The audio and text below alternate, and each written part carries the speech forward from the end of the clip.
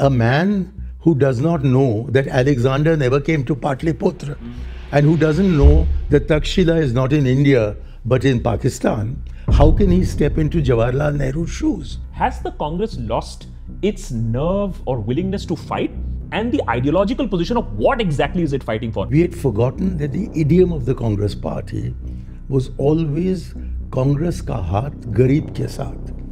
And we had changed that to Congress ka haath aam aadmi ke saath. So who is to blame for this lack of access? Any Congress spokesperson that I've ever spoken to, they said, yes, brilliant ideas. We will convey the idea once we get a meeting. Why is it that nobody is able to get a meeting in the Congress party? I was being sidelined by the Congress party leadership.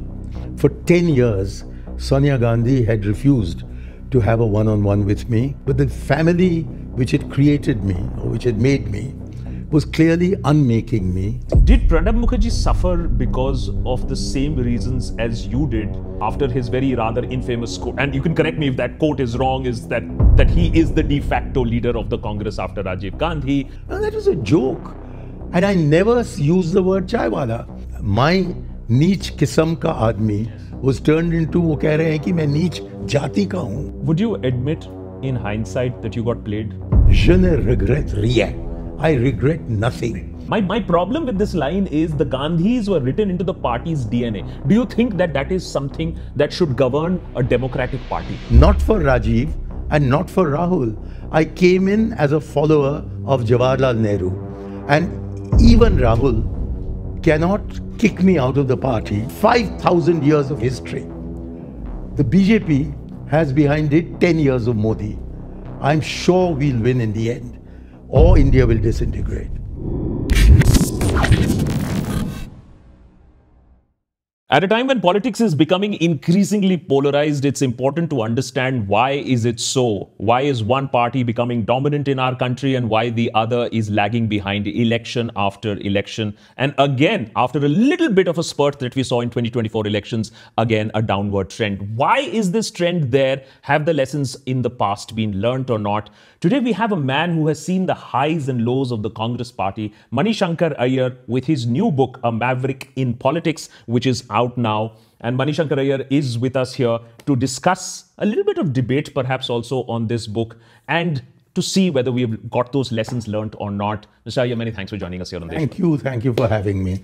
So my first point, and I'll tell you why this book is essential according to me, because there was a very interesting line, page 290, where you talk about the scams in the Congress party.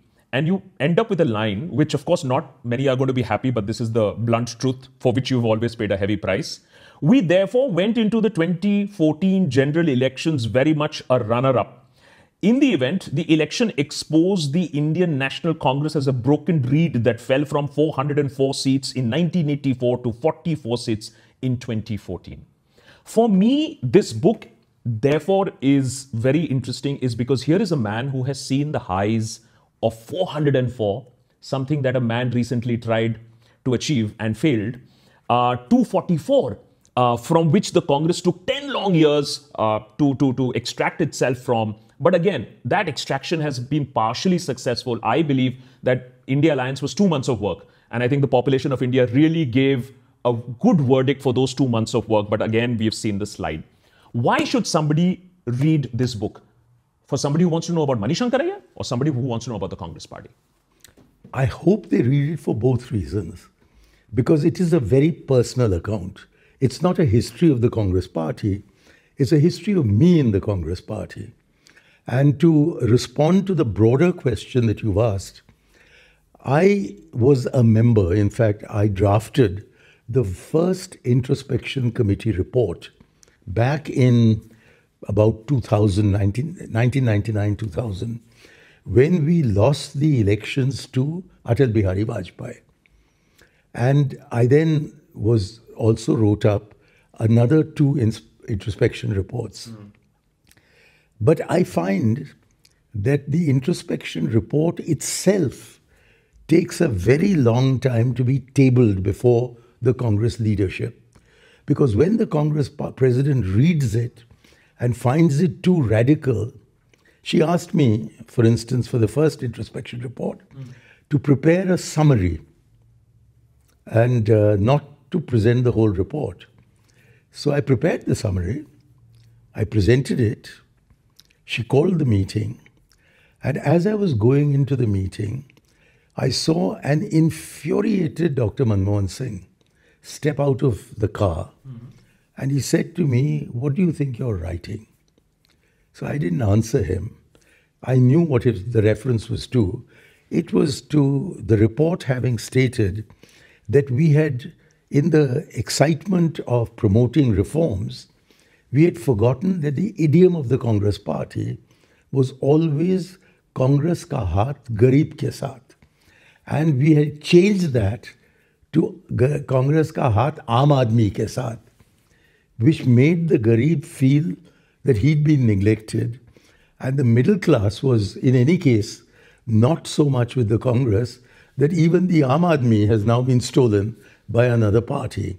So I think when we drift from the basic principles of the Congress, whether with respect to the language of economic policy, or with regard to the language of secularism, or with regard to the language of democracy, I'm talking particularly of Panchayati Raj, or we drift away from that assertion of independence in foreign policy to touting our alliance with the Americans, our near alliance with the Americans, we tend to lose the vocabulary that made us the natural party of governance. And I think from about the time that Narasimha Rao became Prime Minister, which is when I entered Parliament the same year, 1991, we have increasingly drifted away from the vocabulary of Mahatma Gandhi and Jawaharlal Nehru. And we've not found an alternative vocabulary. And now we are in grave danger of trying to pick up the vocabulary of the BJP because they've been successful. And to be the B team of the BJP is to commit particide, that is the killing of the party. So I think the reaction of the party to these introspection reports has not been adequate. What happened in the first meeting, and I've described it in my book, is that we went in and Arjun Singh, to score his political point, he started talking about how the trickle-down effect is not proving successful. And an infuriated Dr. Manmohan Singh, who's normally a very calm man, he said that he doesn't believe in the trickle-down theory. And they got into a furious argument. So Sonia then stopped them by saying, instead of talking about the policy parts, let's talk about the organization. Because we'd made recommendations in regard to the organization. And the one recommendation about organization, which was accepted by the Congress Working Committee, was that candidates for Parliament should be announced 6 months in advance of the election, and candidates for the Assembly at least 3 months in advance. It was accepted, but has never been implemented. Indeed, in the last election, I had reached my constituency to file my nomination on the last day. Yeah. No, it was 24 hours. Less, it was 12 hours away. And I then am told that I'm not the candidate, and that somebody who has nothing to do with the constituency, who perhaps would have difficulty in identifying where it is on the Tamil Nadu map, is the candidate. So even recommendations of such a minor administrative nature are not implemented. So I'm not surprised that we have got converted from the natural party of governance to, even I don't know if we are the natural party of the opposition.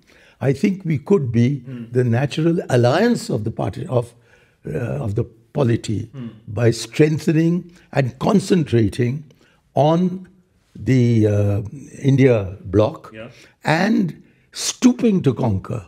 That is, not asking for the leadership of the India bloc, giving it to whoever wants it, and saying that as regards the prime ministership, we first have to win an election. So let's win the election, let's be invited to form the government, and at that stage we'll see who's the prime minister.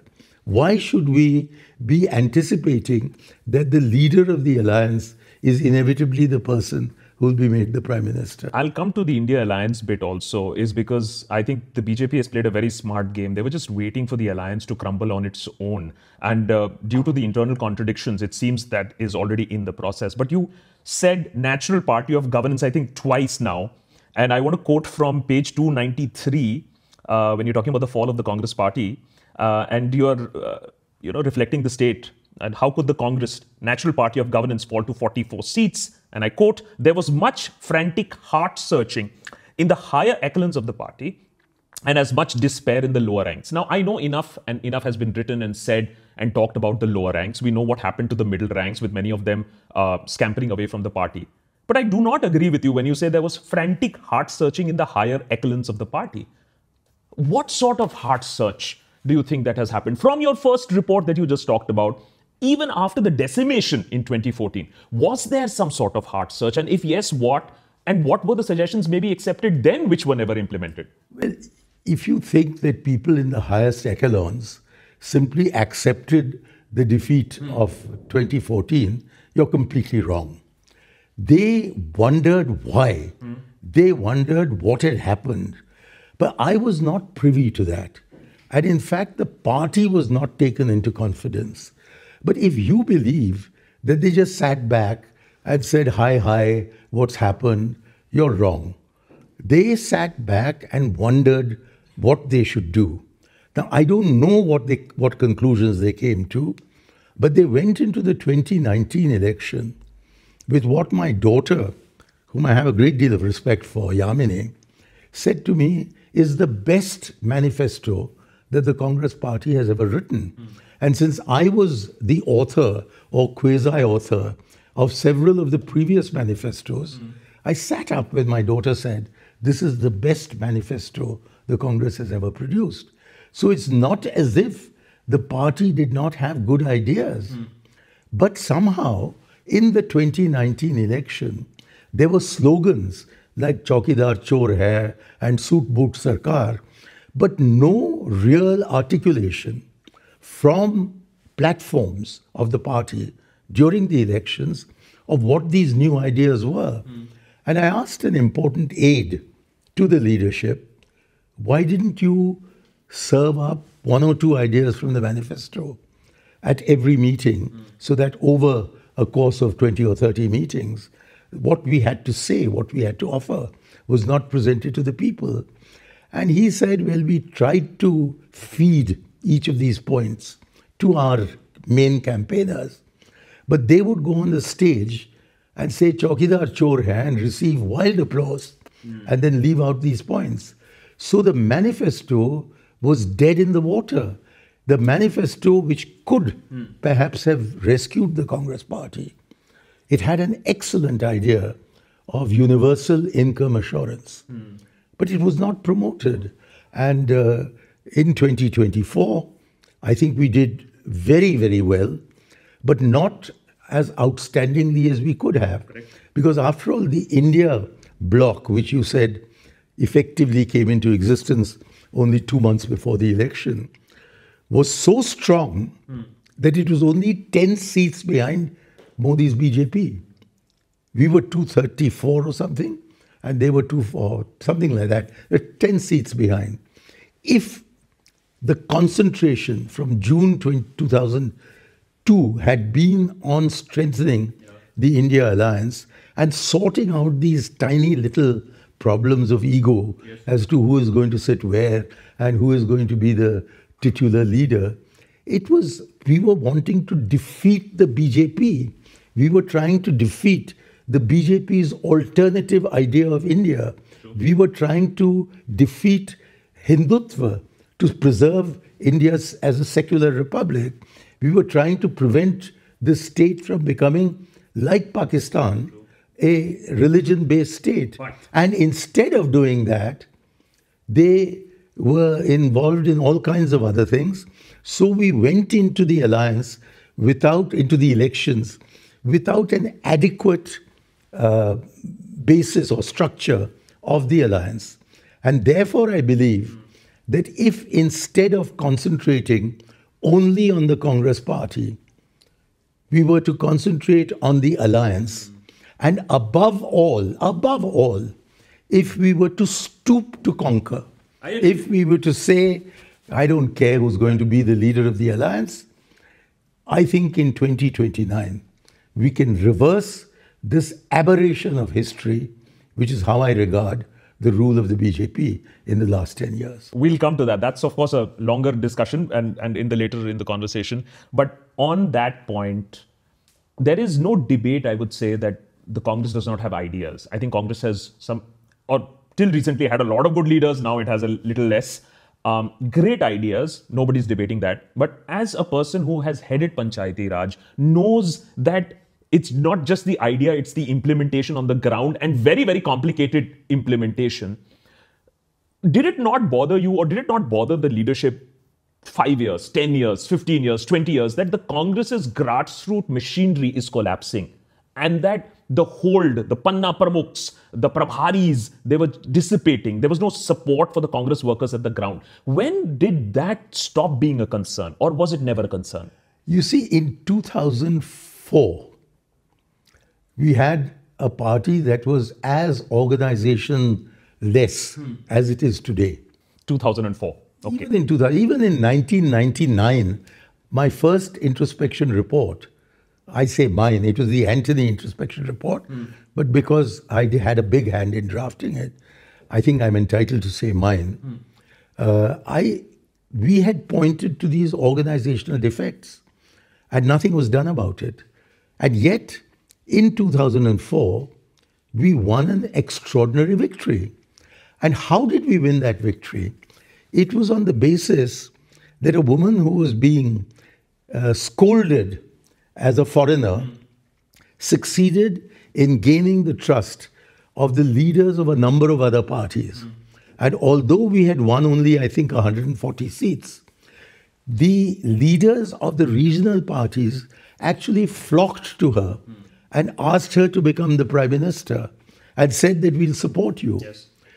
So it became clear then that even if it was impossible to shape the Congress Party's organization on the lines of what the BJP had achieved, it was still possible to win not one election, but 2 elections. So when you say 20 years, you're wrong by 10 years. For 10 years, we were indubitably in power. Yes. And we suffered the loss of the communists over the US nuclear deal, and we still remain. Yes.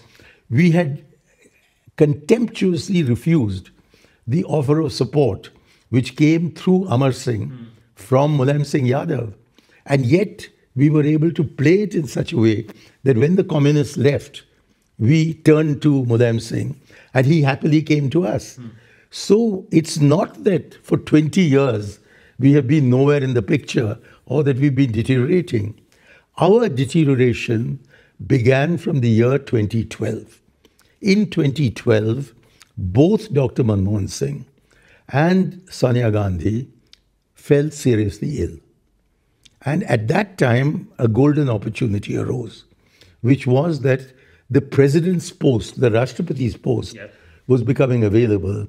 And I have said in my book, and I deeply believe, that if at that stage, Dr. Manmohan Singh had been rewarded with the Prime Minister, with the Presidentship of India, with all the honors that were due to him for the remarkable contribution he has made to our country, and Pranab Mukherjee had been brought in, certainly as the Prime Minister, and perhaps also as the Congress President, I don't know, but he was capable of leading both the party and the government.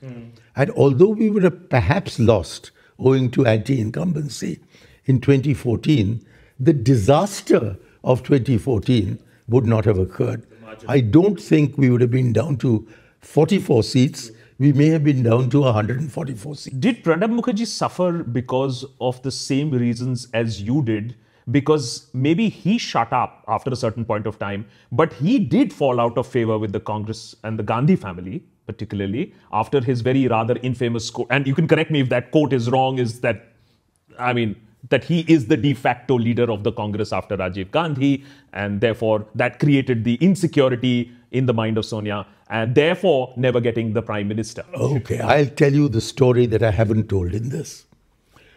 When I was being sidelined by the Congress party leadership and not being told why I was being sidelined, why I was being distanced. In fact, as I've said in the book, for 10 years, Sonia Gandhi had refused to have a one-on-one with me. I had one meeting of substance with Rahul Gandhi when he mostly talked to me about his spiritual development and never came around to the question that was bothering me as to whether he would fulfill his pledge of bringing me into the Rajya Sabha. And I'd had one or two meetings with Priyanka, but the family which had created me, or which had made me, was clearly unmaking me. At that time, I went to see Pranab, who had ceased to be president and was really just sitting around. And I asked him, I said, when do you think this will end? And he said that I was never going to be told. And then explained why. He gave his personal example. He said that it was being stated that he had made a bid to become prime minister after Indira Gandhi, but that wasn't true. He was simply referring to previous occasions when the prime minister had suddenly disappeared and an interim PM had been named until the party chose the successor. Correct. And this was the reference to Gulzari Lal Nanda, who was twice over an interim PM. And but that his enemies in the party, who were many because he was very close to Indira Gandhi, was clearly Indira Gandhi's favorite, they conspired and succeeded in getting him removed from the cabinet after Rajiv won the election on the 31st of December, 1984. And so he was out of the party, he was out of the government, he was out of the party, he'd been expelled. And then in 1988 came the election in Tripura. And the person in charge of Tripura, the General Secretary, a man called Mallu, went to him and said that the Prime Minister wants you to canvass in Tripura. And he said, but I'm not even in the Congress. And how can I go on behalf of the Congress? At which point Mallu, who was a somewhat minor figure in the Congress, withdrew from the scene and asked Santosh Mohan Dev, who was in charge of the Tripura election as the MP for Silchar, to please go and meet Pranab. And so Santosh went to Pranab and said that PM wants you to canvass in Tripura because it's only your presence that will give us our first election victory ever in Tripura against Nipin Chakraborty. So Pranab said, but I'm not even in the party. And he said, well, I can't accept your saying that I have been taken back into the party. I need to know it from the Prime Minister himself. So he said a meeting was set up with Rajiv Gandhi. And then he went to see Rajiv. And Rajiv said, I never threw you out of the party. He said, but I got that letter in saying that you had thrown me out. So Rajiv said, I never knew about it. So now I want you to go to Tripura. And at that point, he went to Tripura. And of course, we won the election of 1988. So he turns to me. He says that when the party feels that you're going to be useful, they will tell you that you are very much wanted in the party and will use you at that stage. He said, but I don't know when that stage will come. But that is how it happened with me. And in fact, when I was suspended from the party, Sonia Gandhi later, many years later, told me she had nothing to do with my suspension. So I then looked at the letter again. And the letter said that the Disciplinary Action Committee had decided to suspend me. And therefore, they had not asked the Congress president. They hadn't even asked the de facto leader. It was they themselves who had thrown me out. And then when I went to see each one of them, each one said, don't answer our show cause notice. We'll ask Rahul ji what you should write, and then we'll tell you, and you write that as your answer. So this is the state in which the party is. And they never got back to me. I never answered the show cause notice. But 9 months later, the suspension was removed. To a man who has seen very and worked very closely with Rajiv Gandhi, and a man who has now adequately seen Sonia and Rahul, often it is said, and you have written that it is often blamed towards the feudal and authoritarian culture in the party. You don't think so personally. But the fact is that Rajiv Gandhi suffered from the same coterie. Sonia Gandhi, it is said, Rahul Gandhi is shielded. Beyond a certain point of time, they have to take responsibility of the access that is being given or not being given. So who is to blame for this lack of access? Any Congress spokesperson that I've ever spoken to, they said, yes, brilliant ideas. We will convey the idea once we get a meeting. Why is it that nobody is able to get a meeting in the Congress party? In the case of Rajiv Gandhi, he started losing confidence in himself when there were a series of electoral setbacks, and it seemed as if VP Singh was getting traction. And that is when he inducted R.K. Dhawan back. Okay. And R.K. Dhawan was the one who had suggested that Gyani Zail Singh should be the president of India. And Indira Gandhi had grabbed the idea. So Gyani Zail Singh was running a campaign. He himself said to Ritu Sareen later that his target was to raise 40 crore rupees. Now, today in the 21st century, 40 crore rupees is a small sum of money. But in 1988-89, it was a very, very large sum of money. And he was raising it in order to undermine the Rajiv government. So at that time, when he had ceased to be the president, Rajiv got R.K. Dhawan to go to Gyani and get Gyani to have breakfast with the Gandhi family. So after that, Dhawan got appointed to the Prime Minister's office. And I'll never forget the day when we all, lots of us, the officers of PMO, came from a reception in the Oberoi Hotel to my home in Humayun Road. And Sunit opening the door, that's my wife, she looked at us, we were all the PMO officers, and says, now you guys are finished. Because Dhawan had come back. And between them, Dhawan and Fotedar persuaded Rajiv against all his principles, against all his instincts, to make some kind of an imitative act for defeating the BJP and VP Singh's alliance with them.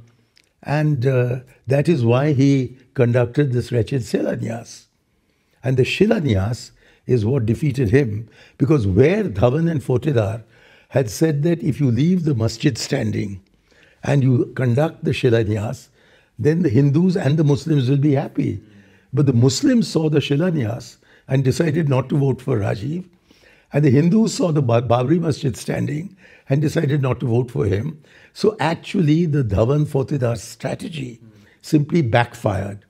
And when he saw that that had happened, the first major step that Rajiv, as a leader of the opposition in May 1990 took, and that's all in my second volume, or is it in this? I think it's in this. No, it's in the previous volume, was to hold a convention against communism and then undertook a Sadbhavna Yatra.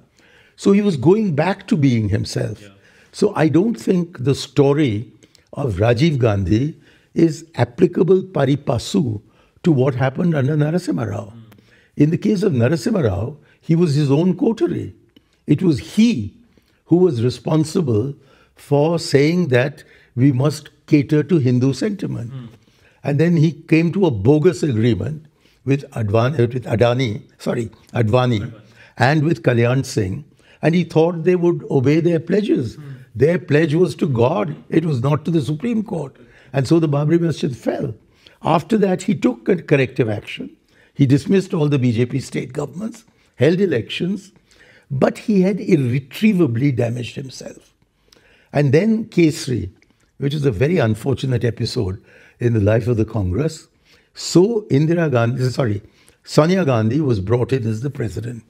And she was very, very nervous. She didn't have a coterie to begin with. The coterie developed over time.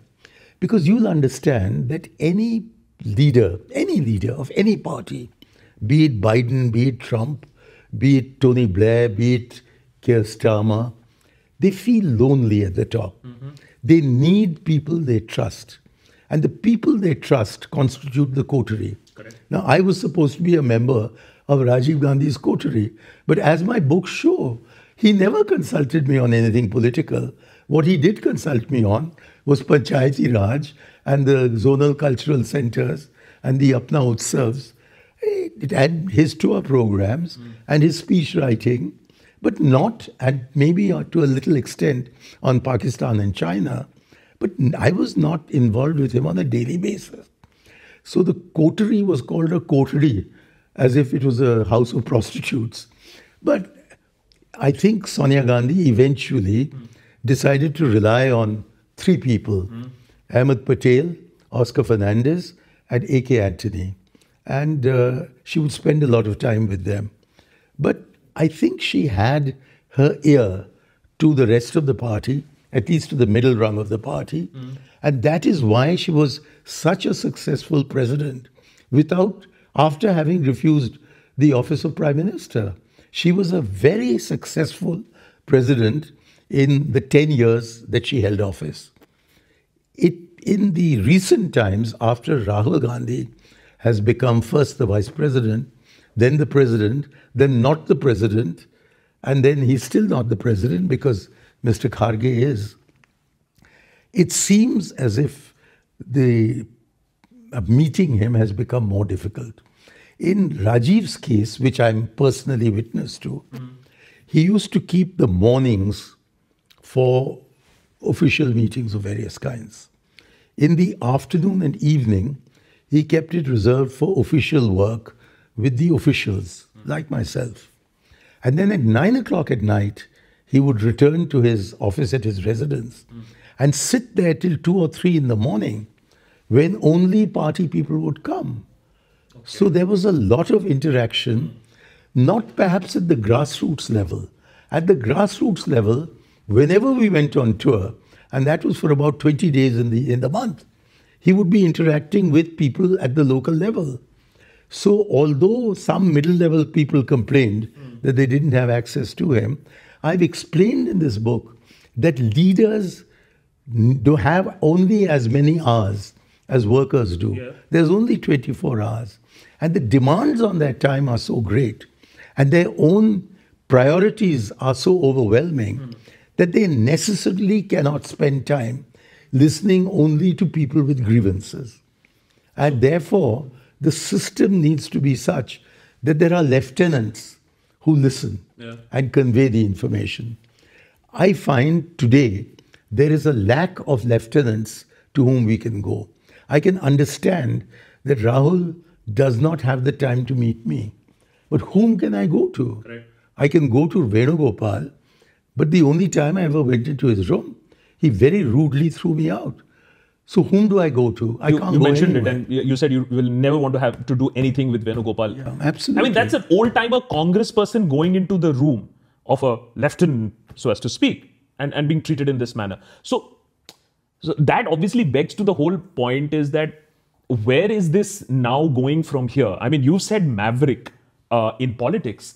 So are we supposed to believe that it's not a Congress thing, it's overall, is that the ability or the age of those politicians who speak their mind is over? It never was there. After all, don't forget that from Gandhi's time onwards, when Subhash Chandra Bose left him, from Nehru's time onwards, when Jayaprakash Narayan and Ashok Mehta left him, from Indira Gandhi's time onwards, when Mohan Dharia and Chandrasekhar left her, and from Morarji's time onwards, when his entire cabinet left him, to Rajiv Gandhi, when VP Singh and others left him, the leadership in a democratic party is always under challenge. But the decision taken is taken by the bulk of the party. And whatever happened, it was Gandhi's Congress that was regarded by the bulk of the Congress as the real Congress. It was Nehru's Congress that was regarded by the bulk of the people as the real Congress. Indira Gandhi was expelled from the party, and yet her Congress was the one that remained. Rajiv Gandhi faced huge dissidence from several of his most important lieutenants. And yet it was Rajiv who was regarded as the Congress leader by the bulk of the Congress party. And this did not apply to Narasimha Rao or to Kesri. So they got sidelined very quickly. But Sonia Gandhi, till today, she is looked upon as the real mother of the Congress party. By whom? By Congress people. And it's not Banerjee who's going to decide who will be our leader. It has to be the Congress party. True. And when the Congress party found that Rahul Gandhi was not willing to undertake the very boring business of being the president of the party, because it involves spending all your time listening to people with grievances, but no real contribution to make. True.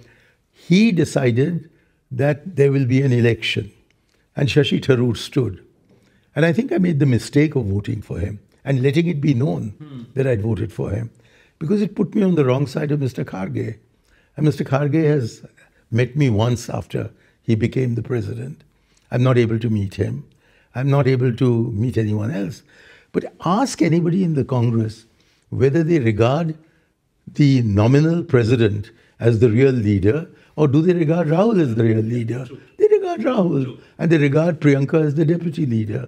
So it's, although apparently it is feudal and authoritarian, the fact of the matter is that it's completely democratic, because it's only the will of the congressman. And the congressman who doesn't want the Gandhis walks out of the party and most of the time disappears from history. But having said that, I would partially agree with that. But my question is, how is the fall from grace so easy? Because, page 266, when you're talking about in chapter 13, ironically, chapter 13, decline, fade out, and your fall. And you talk about this whole statement that you had made. You had a phone conversation with Digvijay Singh. Digvijay Singh said something. You said, I agree with him. And then that whole issue was taken as an anti-Chidambaram quote. Chalo, ho gaya. It was taken by Chidambaram as an anti-Chidambaram quote. He went, as far as I know, to complain bitterly. And he complained so much against me. He had a lot against me anyway. He complained in such a bitter manner that Sonia Gandhi gave me a wigging. Just hours before I was to take my oath as a Rajya Sabha member. I have been in boarding school for most of my life. I was been in college where we had strict principles. I've been at Cambridge where the vice chancellor of the university was the master of my college. I was then a civil servant with bosses. So I know what it is to be a subordinate. But I have never been spoken to as harshly as Sonia did that morning of the 15th of April, 2010, just before I took my oath. And after that would not meet me for 10 years. Yeah. And I quote you, where I thought another opportunity would soon arise to clear the air, it never did. Instead, it signaled the end of a personal relationship with her that had origins in my working with her husband from the mid-1980s. My question, therefore, is that, chalo ho gaya. You made a statement which didn't go down well with Chidambaram. It was not even against the party. It was against Chidambaram. And you didn't say anything explicitly. The media cut out some bites of it. That's okay. My question still is that is the downfall then so easy with Sonia Gandhi that decade plus relationship can then be reduced to a tongue wagging for one episode? That's my point. Well, that is what happened to me. But I have to confess that at the personal level, despite the fact that politically she wouldn't meet me, she not only came to the launch of the first volume of this series, but she had said to me she did not want to sit in the middle of the front row because she would have to go away. So she sat at the edge. But she so thoroughly enjoyed my conversation with Veer Sanghvi and my references to her husband that she sat right through it. And when she met me in February this year, she agreed with me that I should stand for the election so as to complete the work that had been entrusted to me by her husband. And then Rahul Gandhi decided that I was too old. Now, you can't argue with that because it's over now. What do I go and say to Rahul? That he was wrong? That I'm not too old? There's no point. So one just takes it in one stride.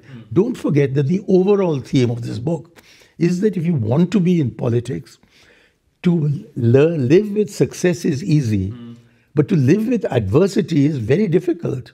And you have to be persistent. You have to take the rough with the smooth. You have to realize that the day you reach the summit is the day your fall to the valley begins. And the day you hit the valley floor is the day your ascent begins. And I've said in my introduction that there was one thing wrong with my theory, that if you have enough years, you can wait for the ascent. But at the age of 84, how many years do I have to wait to be able to climb again? So, in hindsight, after having seen the Congress for so long, after having worked with the party, do you think that their inability to remove the tag of corruption is the biggest failure of the party? No. The tag of corruption has been repeatedly removed by the courts of India. The tag of corruption is given by the opposition with a very willing media. The media is not today the Godi media. It's always been the lapdog of those who want to criticize the administration. I went through the hell on the sidelines of the Bofors question. Yeah. And I've described in my earlier volumes how the Supreme Court came to the conclusion that there was not a scintilla of evidence against Rajiv. Yes. And yet, till today, you may say Rajiv, they say Bofors. Yes. Equally, the Shah Bano case. The Supreme Court said that what he did was not reverse the earlier Chandrachud senior judgment, but actually find a way of implementing it. And all cases of divorce in the Muslim community have been decided on the basis of his act, which is today, in a sense, the final interpretation of what the Quran says, what Muslim personal law says. And it's accepted by the Muslim community. Yet you ask almost anybody, they say, appeasement. Correct. It's rubbish.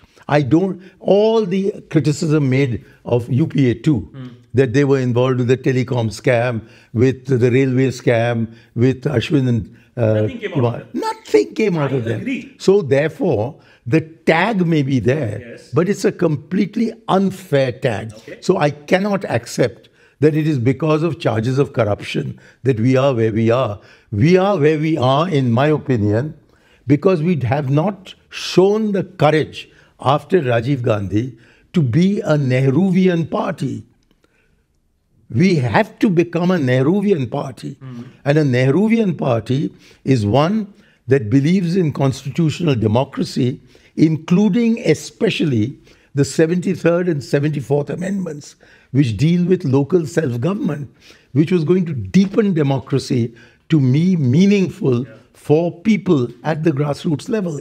Now, the one question I don't expect you to ask me is about Panchayati Raj, because it's considered a boring subject. And because it's considered a boring subject, the Congress party has really stopped talking about Panchayati Raj. I was going to ask you. Oh, I'm so glad. The question was... I'd be delighted. The question was that after working on Panchayati Raj for so many years, are we not seeing the reverse of the Panchayati Raj? Because now it seems that we are going away from federalism towards a more centralized system where New Delhi takes all the calls, while the Panchayati Raj system was the absolute reverse with more decentralization of power.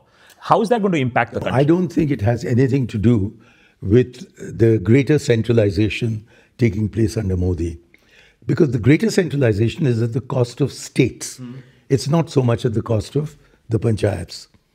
Where we went wrong, or where we didn't think sufficiently deeply, was how much opposition there would be from middle-ranking politicians at the state level, including the Congress party, who were in fact the power brokers whom Rajiv invoked in his centenary address.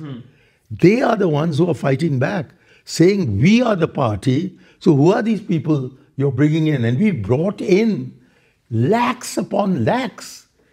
We brought in 14 lakh women. We brought in about the same number of SC and ST. These are all people who do not constitute the party cadre. So the middle ranks are the ones who tell state governments go easy on implementing Panchayati Raj. I don't think we'd anticipated the extent to which there is a power broker's blowback on the Rajiv scheme. They've never forgiven Rajiv for having identified them as what was as the single biggest roadblock in the road to giving prosperity to our people. So that is an angle that we didn't work out. The second thing we didn't work out is that while the state governments would bring conformity legislation to the new constitution amendments, it was up to them to implement those provisions, because the constitution has made Panchayati Raj completely a state subject. And Rajiv was very careful, telling me that under no circumstances should we impinge on state powers. So we set up a shell that everybody is accepted and everybody is implemented. But the substance was to be given by the state governments. And while state legislation, including particularly Karnataka's legislation, is remarkable for what it says about actual empowerment, the Act, despite having been unanimously enacted several years ago, is not being implemented even by the current Congress government in Karnataka. So we need to understand the sociology of these constitutional amendments. That if we say that the states are responsible for Panchayati Raj, then you won't get Panchayati Raj. And if the center makes them say, yes, we should have Panchayati Raj, they'll find ways of ensuring that there is no Panchayati Raj. Right. But because the constitution exists, and because the laws of the states exist, the conformity laws, there is progress in every state. It's not as if there's no progress. There's progress in every state, and there's quite remarkable progress in two sets of states. One in southern India, or three sets of states. One in southern India, one in western India, and third, perhaps most significantly, in states that have hill populations. So Himachal Pradesh, Uttarakhand, above all Sikkim, to a very large extent Tripura, they have populations that the state administration cannot reach. And so they find that Panchayati Raj is an institution whereby what the state wants can only be implemented through the panchayats. And Sikkim was the first to recognize this. And you wouldn't imagine that Sikkim, the last state to join the Indian Union, would be the first state to actually not only raise the representation of women from 1/3 to 40%, but also to appoint a guardian officer for every woman panchayat president, so that she's guided on what to do and acts as the liaison with the state government. It's remarkable. I can see the twinkle in your eye when you're talking about this. So obviously this is something that you're very, very passionately engaged with. I'll just move on because there's so much I have to ask you. And this is the elephant in the room that has to be addressed. And this has to do with communications. I find it very, very, very fascinating about, you can say that, acha tag to lag gaya. It was never true, but the tag was there. Therefore, proving my point is that communications, what goes down in the mind of the people is not what is there in the law or the courts. Ultimately, it's the people's court. And here I want to talk to the ace debater from St. Stephen's College, a man who knows a lot about communications, and yet a man who got trapped into this whole farcical communication bit, starting with the Chaiwala comment. The people... The so-called Chaiwala comment. I'm quoting you from page 290. The people of... No, there is a larger question you asked, and now you're coming to a specific question. Let me answer the communications question. Sure. The Congress Party's communication, until about the time that Rajiv Gandhi became Prime Minister, was excellent, because the media at that time was well known to the Congress, and no party other than the Congress had actually leveraged the media in the way in which we did. But in the 80s and increasingly in the 1990s, particularly after television became a major form of communication, the Congress, first under Rajiv Gandhi and then over the last 30 years, has not been able to adjust its communication methods to the requirements of a very fast changing media. That is perhaps changing now. We have a communications department for the first time under Jairam Ramesh, and I see that he is getting quoted a lot. So the Congress point of view is coming to the fore now, but about 30 years too late. Yeah. And it was during this 30-year period when the Congress was not adjusting itself to what had been changing in the media. Consider just one point. When my brother, who's a very well-known journalist, Swaminathan Iyer, when he joined the Indian Express in, I think, 1966, the first assignment he was given was to go with a senior reporter to cover Parliament. Today, or even when I was a member of Parliament for 21 years, I'd look up, the press gallery would have no one because they were receiving what was happening on their mobiles. And there was where there used to be detailed reporting of the proceedings in Parliament. Now you don't get anything except the sensational headline on the first page or the seventh page. So I can claim to be old enough to be of that generation that went to Parliament, sat down in the press gallery, saw the proceedings and reported it as we saw it. Yeah. So that being so, we took a long time to adjust. Whereas the BJP had, because of its overseas connections, they keep saying Soros, Soros. But the fact of the matter is that the one foreign agent in India is the BJP.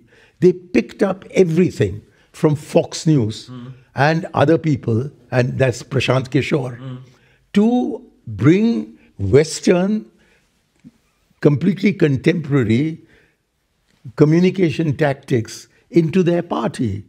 And they were therefore able to overtake us in the last 10 or 12 years. But we're good learners. We've picked it up from them. And today the same media, that was a completely Godi media, is now reacting against them. If you look at YouTube, there are more podcasts that are sneering at Modi than are cheering Modi. So therefore, things change. Sometimes it takes time to adapt. But I don't buy the argument that we are completely lost on communication.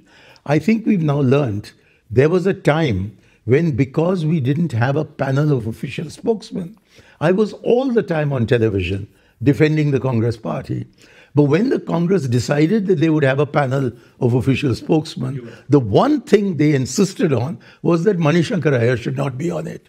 So now I'm not a television character. And when Rajdeep Sardesai found that even after my sidelining in the party, I was still defending the Congress party, he stopped inviting me. I think it's 8 years now since he ever called me. So these changes take place not only because the Congress has lost the plot, but because the communications media is changing its character. And we may have been laggards in catching up, but I think now we're giving them a run for their money. I'm just asking this. Overall, I would, unfortunately, because I deal with the media every day, I still see campaigns being run left, right, and center. I remember you wrote about the fact that you had Kasuri over at your place, and that was translated into an international plot to destabilize the Gujarat government or install. By whom? By Modi. By Modi, yeah. And his lies were picked up not only by by the press, they were picked up by the Congress leadership. I was suspended. And I've told you the story of how the leadership said they hadn't anything to do with me. It was the middle leadership that had suspended me. But they were in such a dilemma after Arun Jaitley said that this is a strategic suspension, that instead of cancelling my suspension within hours, it took them 9 months to remove the suspension. No, I find it very fascinating is because this is basically Soros all over again. So the whole Soros formula has been there. It was pretty much that whole idea that there is a foreign angle to it, or there are people out there to destabilize, and there is a conspiracy. It works very well in politics. And the same conspiracy angle worked in your alleged Chaiwala comment. But I'll still like to ask you this. You write that you were talking to ANI, and I quote, I was saying the people of India would never accept this. I said, adding never, never, never in thundering tones. Then I quipped that if after he lost the elections, Modi still wanted to serve tea, we would make some arrangements for him here. That's what you said. I've also said many things after that and before that, which you haven't cited. So allow me to put it in perspective, I had earlier told the same channel that a man who does not know that Alexander never came to Patliputra and who doesn't know that Takshila is not in India but in Pakistan, how can he step into Jawaharlal Nehru's shoes? True. And that was the reason I gave, in addition to the Gujarat carnage, True. for why the people of India would never elect him. But I was wrong about the people of India. They did elect him. And what did I say? You've used the word, I'm glad you did, quipped. I was just making a joke. Agreed. And what did I say? कि यदि वो हारने के बाद तब भी चाय का वितरण करना चाहते हैं तो हम कुछ इंतजाम उनके लिए कर सकते हैं यहाँ. Now that was a joke. And I never used the word chaiwala. And yet, what did Prashant Kishore say? Yes. Do? He's told me himself. He said he found there was a golden opportunity, and so he started putting holograms. Again, an American import. Holograms at different tea shops where people were organized to come and order tea, and chai pe charcha took place. True. Now, all this had nothing to do with my chaiwala comment. In fact, the comment was never made. And yet, people like Barkha Dutt and Rajdeep Sardesai kept on attacking me for having made a chaiwala comment, for having said that Modi could not become PM because a chaiwala could not become PM. That whole recording, or at least a part of it, is still on YouTube. Yes. And you can see I never said that, I never described Modi as a chaiwala. Who did was Modi himself. Yeah. Pretending that he was of humble beginnings. But much later, I've read a letter to the editor written by a railway man who said that Vadnagar did not get a platform till 1973.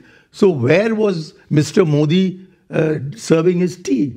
So it's all a lie. Ahmed Patel has told me that they were running some kind of a tea shop at the Gujarat interstate bus stand in Ahmedabad, and that occasionally Modi would go there and sit at the desk.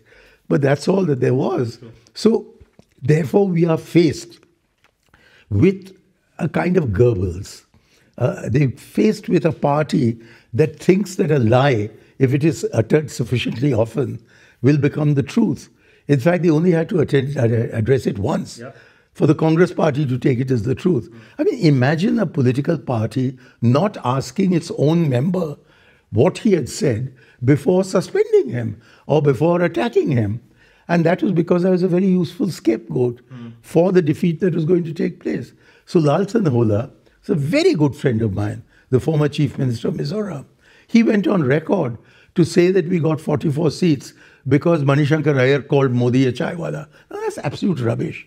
Equally, when that Kasuri incident took place and my नीच किस्म का आदमी was turned into, वो कह रहे हैं कि मैं नीच जाति का हूँ. Instead of checking with me, I get from Republic TV, of all the devils in the world, he tells me that there is an Twitter from Rahul Gandhi saying Manishankar Iyer should apologize. So I'm not on Twitter now, I never have been. So I was told by Republic, and he said, now are you going to apologize? So I said, हाँ मैं माजरत चाहता हूँ. He said, that is, उसका क्या मतलब बनता है? तो I said, वो उर्दू है और मैं कह दूँ आपको हिंदी में. He said, हाँ बोलिए. तो मैंने कहा कि मैं माफ़ी चाहता हूँ. He said, वो ठीक है. तो मैंने कहा उर्दू, ये माफ़ी भी उर्दू ही है. उर्दू और हिंदी जुड़े हुए जोड़ है. हमारे और मुसलमानों की संस्कृति बहुत जुड़ गया है कि गंगा जमुना की तहजीब है.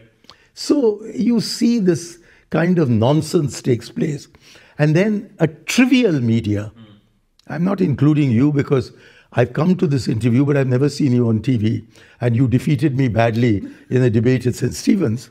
But what I'm saying is that so much of our media is so obsessed with triviality, so obsessed with sensational headlines, and so reluctant to go into depth. And when it does go into depth, it has so few readers and so few viewers that we are in an age that Marshall McLuhan had discovered years ago when he said that, Woody Allen was it, who said that everyone will have 15 minutes of fame. and that the medium has become the message. Correct. So these things have happened in the West, but they are now new to India. I mean, the other obviously very controversial one, the Neech Kisam Ki Aadmi. I know. But as for Kesri, no, let me please deal with your Kasuri question, because I need to. Khurshid Kasuri was in my college at Cambridge. We've known each other for the last 64 years. And we've been good friends for 64 years. He said to me one day, years after we'd become friends, "Do you know why I came up to greet you?" I said, "No." He said, "Because I'd never met a Hindu in my life." So I told him, "You've chosen a very poor example." But it showed me the difference between India and Pakistan. That in Pakistan, a young man of my age had never met a Hindu of my age, whereas I could not spend a day or 2 days without meeting some Muslim or the other. And that was the great and glorious difference between India and Pakistan. And then Kasuri became the foreign minister for 5 years. And it was under his leadership that we almost found a solution to the Kashmir issue. So when he came for he's related to the Rampur family.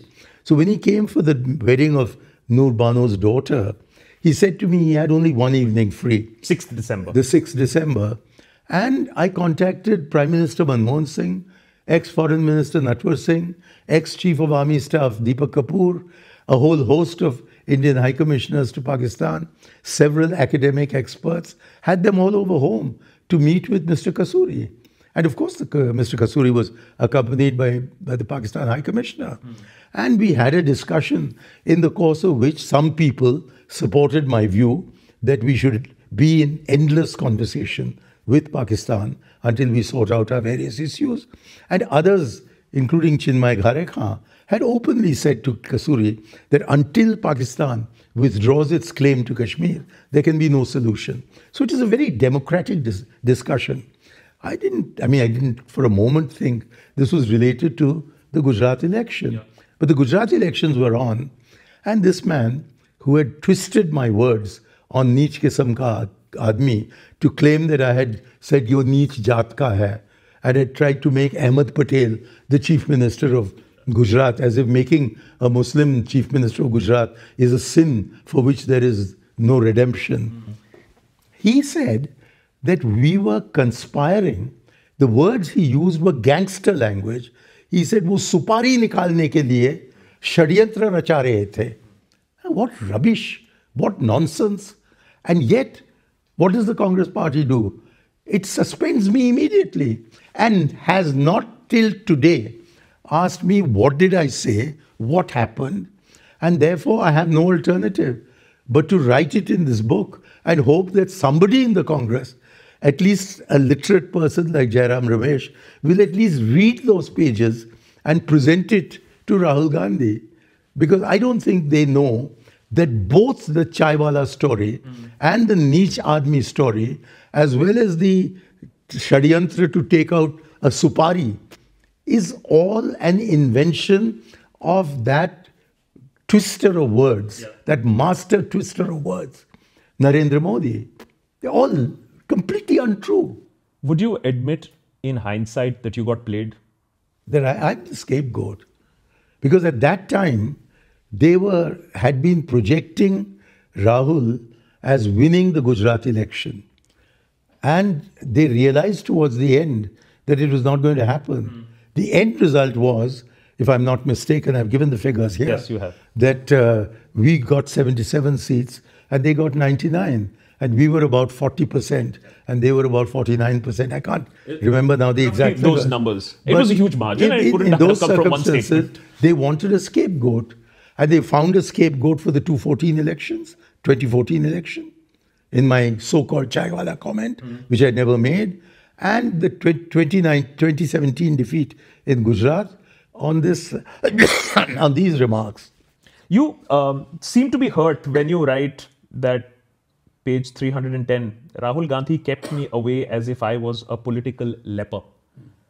Are you hurt today that the party that you gave so much to has completely No. dissociated? I'm glad distanced? you asked me this question, because I was deeply hurt. and I went into a very severe form of depression. But at this crisis moment, my wife, who's always been my biggest companion, she refused to sympathize with me. She said, get out of this mood. My daughters, who've really been very, very supportive to me, each one of them said, what are you regretting? The Congress party has nothing to give you, and you've given them whatever you want. Just don't be in this mood. And then Jairam Ramesh came to see me, and he said to me that the Congress has given up on me and that I should reconcile myself to that reality. He said, they agree with you they allow you to say what you want on Panchayati Raj in Palestine, but they do not accept your definition of secularism, and they don't accept your views on Pakistan. So therefore, it is best that you realized that your political life is behind you.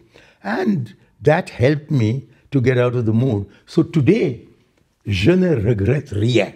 I regret nothing. And I'm very glad I held my own. And even if the consequence is that today I'm treated as a political leper, I'll accept it. Because it does come being a maverick does come at a cost. Because I was just looking at the statements that you have been making towards the end of the book. You are a secular fundamentalist, which, given the Overton window, how it has shifted in India, is a minority these days. On the idea of Pakistan, you want to talk to them for the greater good of both countries. I don't see that happening anytime soon. On the cause of Palestine, supporting Palestine at this time. Except Priyanka is on my side. Thank God for that. I found that out today. The very interesting bag that she wore. Nuclear disarmament. Your shock at India becoming a nuclear power. Because I understand, you say that we were also joining the nuclear rat race. Yeah. So unity in diversity, where nobody wants diversity these days. Except the Congress party. It's only Modi who doesn't want it. Which I'm coming to. And secularism as the building block of nationhood. Would you say that these are the ideals of the original Congress party? It's the idea of India expressed, which comes out of the discovery of India. It was the perception of Mahatma Gandhi, who would accept every word of what I've said. It was, as I've said, was 6 years old when Nehru became Prime Minister. I was 23 when he died. So those 17 formative years of my life were at a time when Nehru was the unchallenged but gentle colossus. I'm using the title of Hiran Mukherjee's biography of Nehru.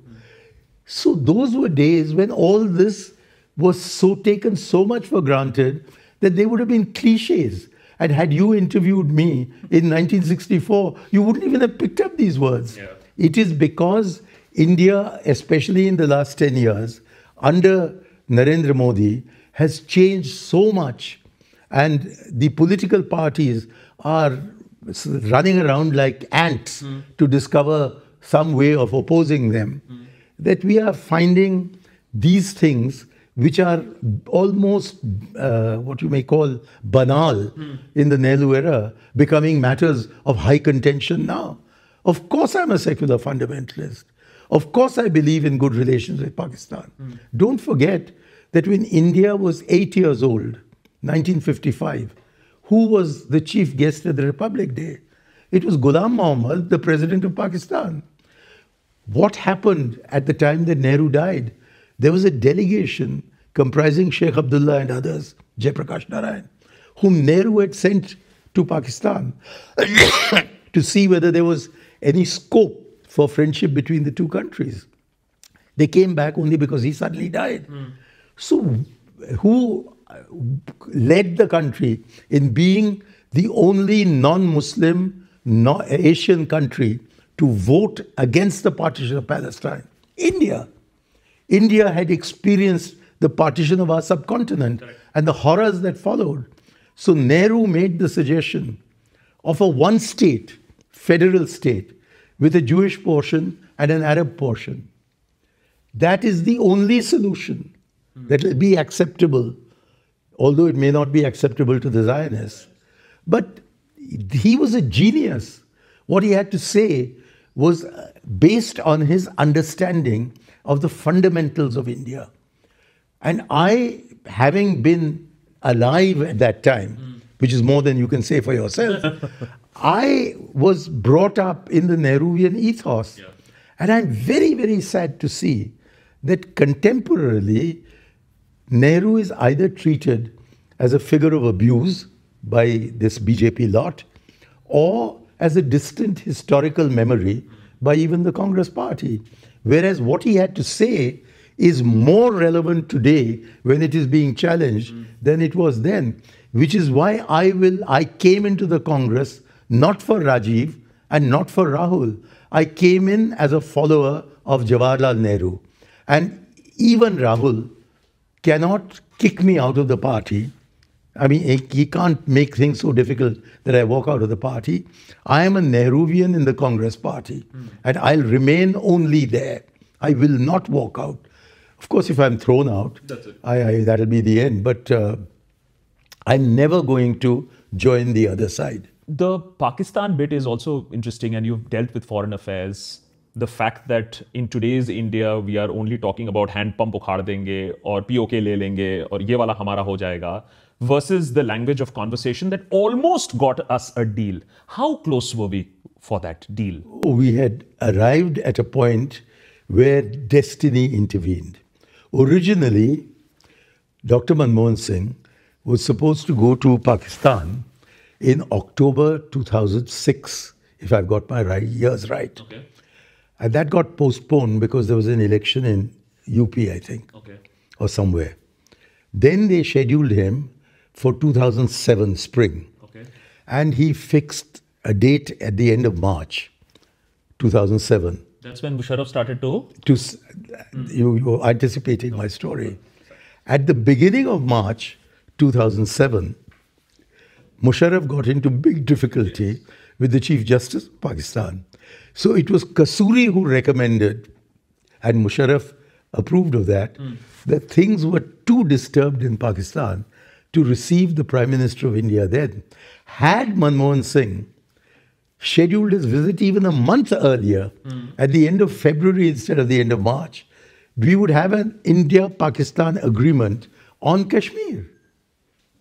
We were that close to it. So I say... What would it have composed of? Well, essentially, because Musharraf, for some reason, called it a 4-point program. But if you read a very thick book called Neither a Dove Nor a Hawk by Kasuri, and managed to get through those 7,000 pages or 700 pages, you'll find that there is no reference to 4 points. And when I pointed this out to Kasuri, he was horrified. And he went back and he saw them. And he found that he hadn't mentioned the 4 points, because this was an invention of Musharraf's. What he has said to me since is that there were some 14 points on which there had been agreement on both sides. Okay. So there was a broad settlement, some elements of which was, A, that there was no question of an independent Kashmir. That was the fundamental assumption of the accord. The second was that there will be no exchange of territories and no exchange of population. The next point, I'm not going to give them numbers because, as I've told you, there's confusion over the numbers. The next point was that, notwithstanding the relationship between India and Pakistan, which was governed by a normal visa regime, Kashmiris on both sides of the line of control would be given free access to go to see their relatives and undertake religious and cultural activities together.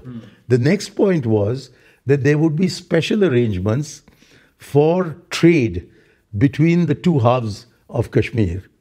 Another point was, and that was not agreed because there were some differences over the wording, and it was expected that this was a point which would be resolved when Manmohan Singh met Musharraf, that there would be some kind of a cooperative mechanism, set up to ensure that political and economic freedoms were approximately the same on both sides on both halves of the line of control.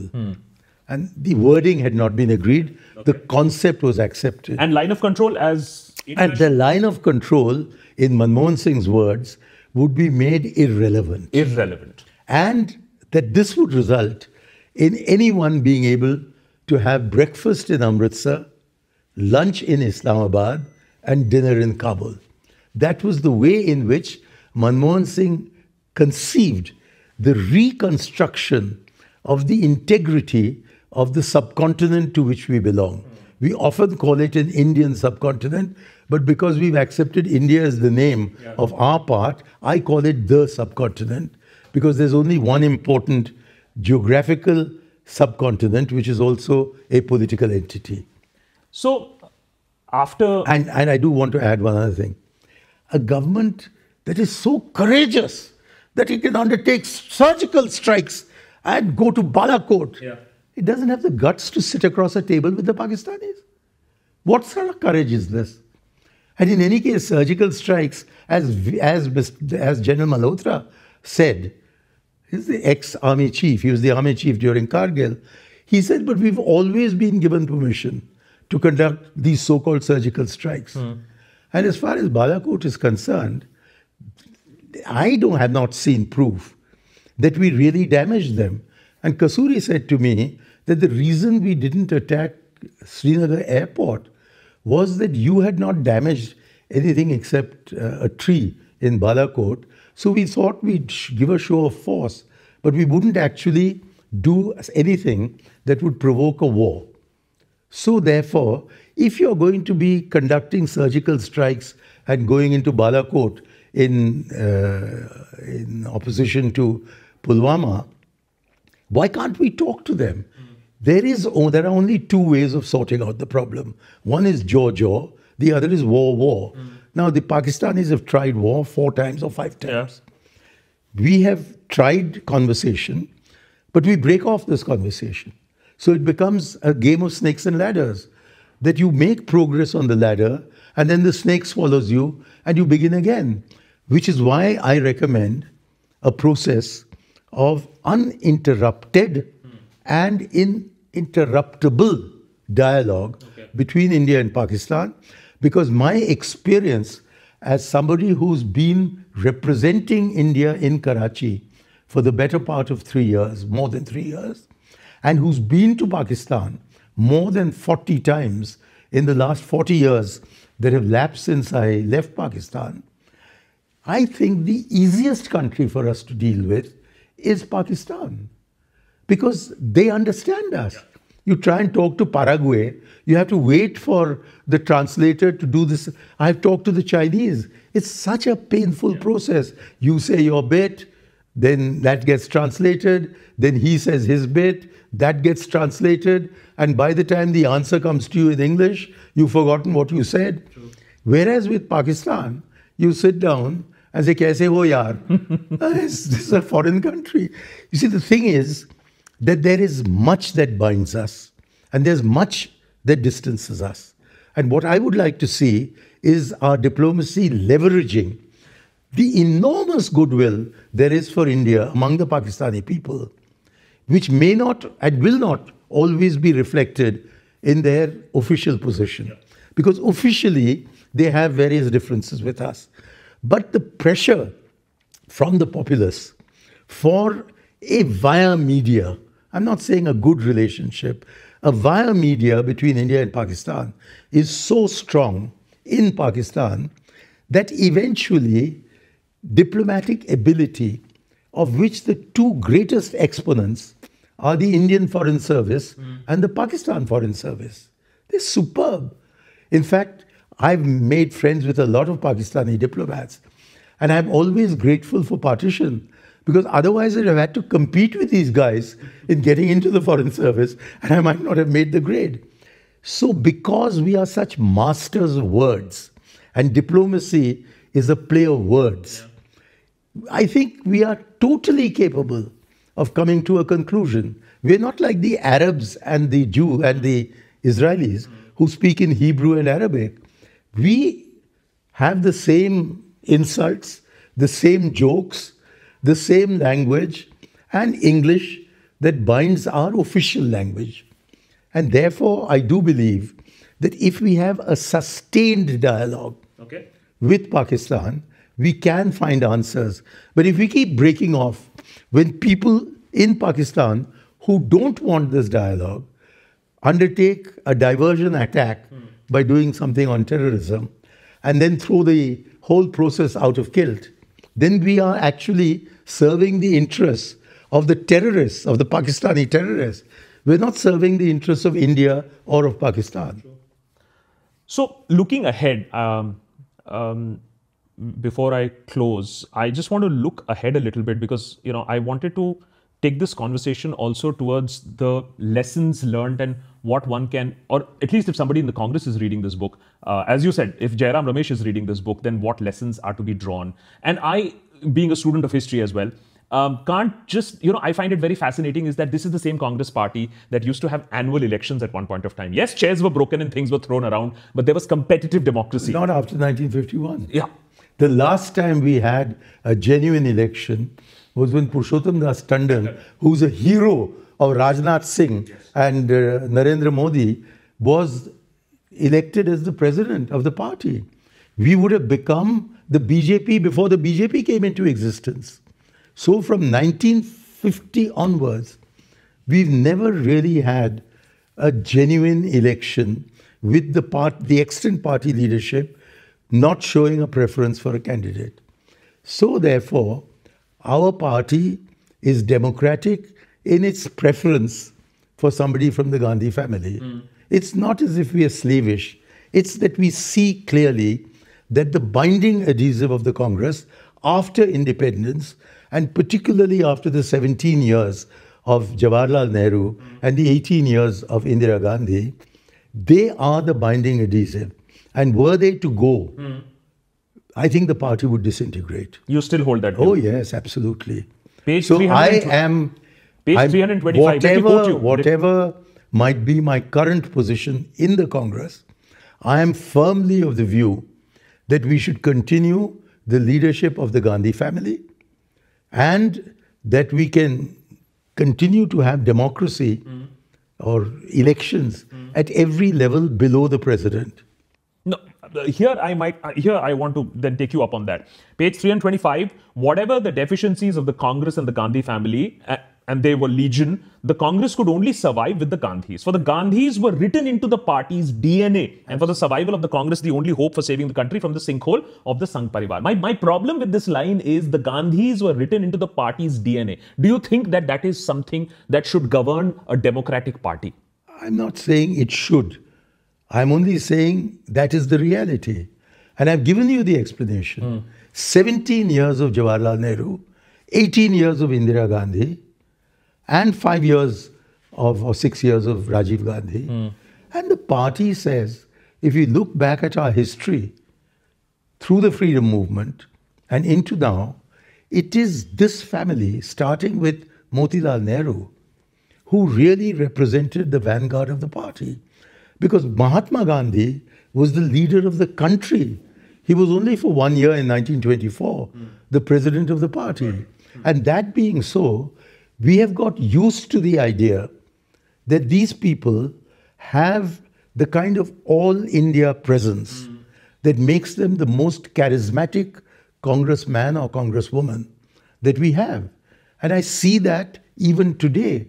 I was in Wayanad for a few hours in this election of Priyanka. And one could see that Priyanka was going to win because even if she's not a Malayali, they identify with her because she identifies with them. She speaks to them in an idiom, maybe not in a language they understand, but which when translated is what they're thinking. So this family has extraordinary qualities. And these are qualities that really matter in politics. They have charisma. They have an all-India view. They regard all Indians as being part of this country.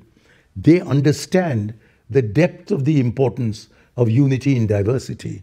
They understand they embody the idea of India. And therefore, I see no harm at all in Sonia Gandhi leading the party. For 10 years, She brought us to rule without even being the Prime Minister.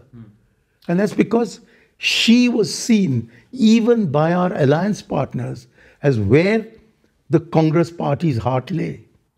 These qualities that you just listed, I mean, we just had a conversation about, being a secular fundamentalist and secularism as the building block and how these things have stopped mattering today in politics. Do these qualities still, are they as important to the voter? Are they as critical in deciding who wins an election? Our job should be to make them aware of this. This is what the Congress should be talking about. They should be explaining कि तुम्हारे मुसलमान भाई को तुम जान से मारना चाहते हो क्या? कि उसने किसी से शादी की तो उस शादी में तुम नहीं जाओगे क्या? कि ईद के दिन तुम उसको मुबारक देने के लिए नहीं जाओगे क्या? This is what I mean by the building block. We are a composite civilization.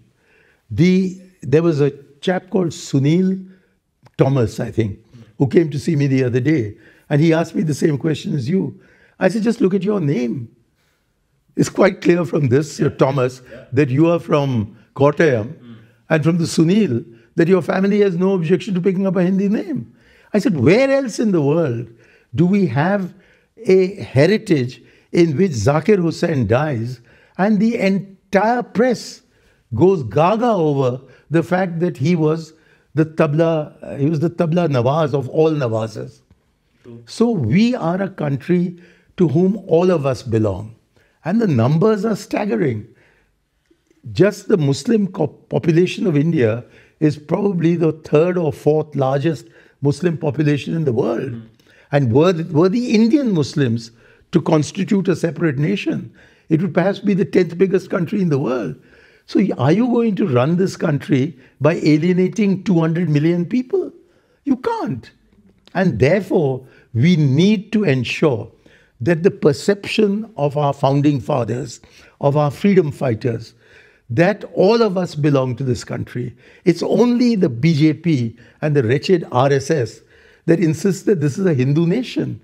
Till today, at least half of all Hindus have never, not in 2014, not in 2019, not in 2024, voted for the BJP. And of course, the others don't. Yeah. So between 60 and 70% of India's population does not want the present regime and its ethos to continue. The problem is that they're very divided among themselves. So the votes, the non-BJP votes, get divided, which is why I stress that instead of bothering about strengthening the Congress party, which needs to be done anyway, we should be ensuring that we have a credible and really strong, well-integrated India bloc to block Modi in 2029, unless he goes according to his own pledge in 2026. That's not going to happen. Or 2025. Yeah, that's not happening. The man is competing with Nehru. He's definitely not going anywhere. I got a lot of flack from the Congress when I put out an episode recently where I just asked a simple question. What is the Congress willing to fight for? What is the Congress willing to die for? I know you have your opposition to the BJP, but at least somebody supporting the BJP knows exactly what the party stands for, exactly what they're going to fight for and die for. Has the Congress lost its nerve or willingness to fight?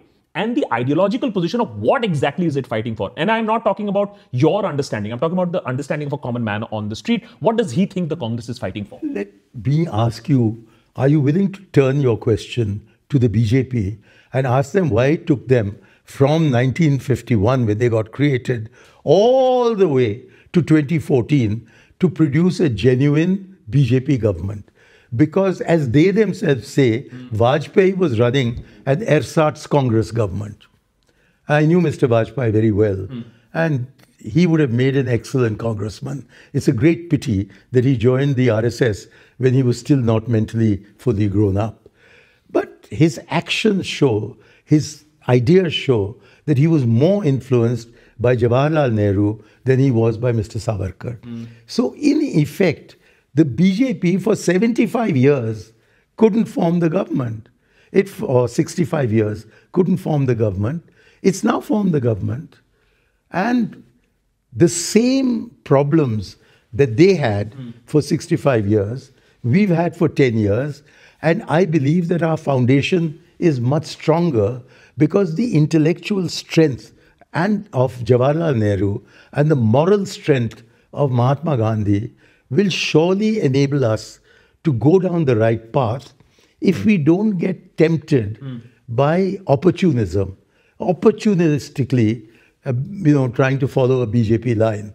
If we remain the Congress of Gandhi and Nehru, we are the natural party of governance. But if we don't remain the party of Nehru and Gandhiji and become some kind of a B team to the BJP, there's no hope at all of the Congress coming to power. So we need to be ideologically strong.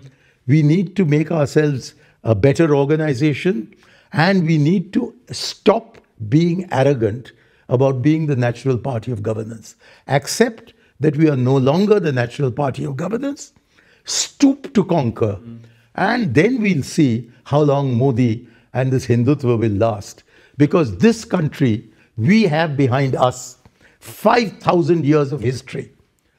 The BJP has behind it 10 years of Modi. I'm sure we'll win in the end, or India will disintegrate. What about the change of leadership in terms of the coming in of Priyanka Gandhi? A lot of people in the Congress put hope on Priyanka more than Rahul. Do you agree with that? I think you're asking me a question which is intended as a trap, not a serious question. The fact of the matter is that Priyanka is also part of the Gandhi family.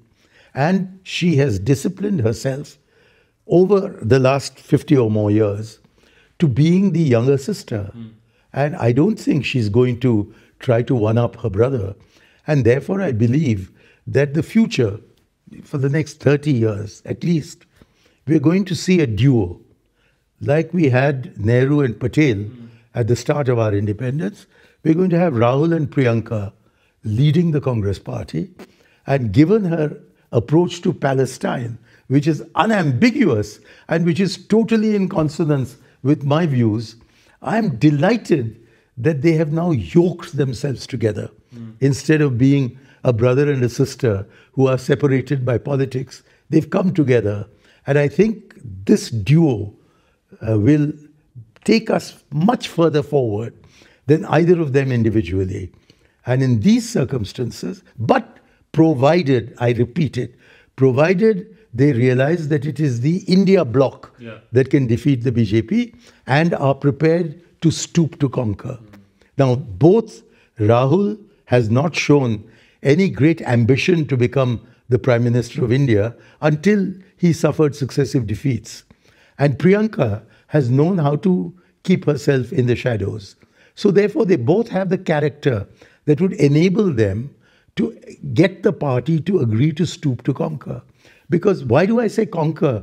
Because at the end of the day, in the election we win, which is in 29 or 34 or whenever it is, the single largest party in the India bloc will undoubtedly be the Congress.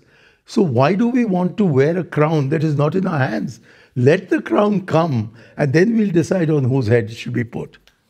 Manishankar Aiyar, many thanks for having this conversation with us, a maverick in politics. A lot of interesting tidbits. We've just barely touched the surface. This is one of the longer conversations we've had on the channel. Really a pleasure having a conversation with you, sir. Thank you. Appreciate your making the time. Thank you so much. Thank you so much. And do catch the book if you get the time.